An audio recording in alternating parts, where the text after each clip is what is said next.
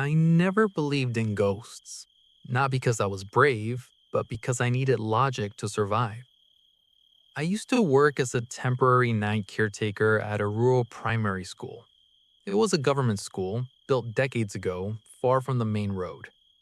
Fields on three sides, a graveyard on the fourth. My job was simple: lock the gates at night, make sure no one entered the premises, sleep in the small guard room until morning. The villagers warned me on the first day: don't respond if you hear someone calling you at night. I laughed it off. People in villages always say things like that. The first few nights were normal: crickets, wind moving through trees, occasional dogs barking in the distance.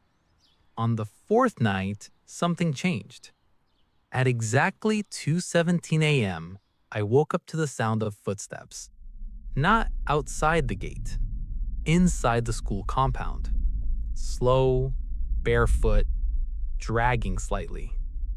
I sat up on the bed, fully awake. I could hear it clearly on the corridor outside the classrooms. My first thought was thieves. I grabbed my flashlight and opened the guardroom door. The corridor was empty. Classroom doors closed, windows locked, no movement. I checked the gate, still locked from the inside. I told myself it was an animal, went back to bed. At 2:17 a.m. the next night, it happened again. This time, the footsteps stopped right outside the guardroom door. I held my breath. Someone knocked. 3 slow knocks. Not loud, not aggressive, polite. I asked, "Who is it?" No response. I opened the door. Nothing. The corridor was empty again. I didn't sleep after that. The third night was worse. At 2:17 a.m., I didn't hear footsteps. I heard my name. Clear, calm, spoken in my mother's voice, from outside the school gate. That broke me. My mother lived hundreds of kilometers away.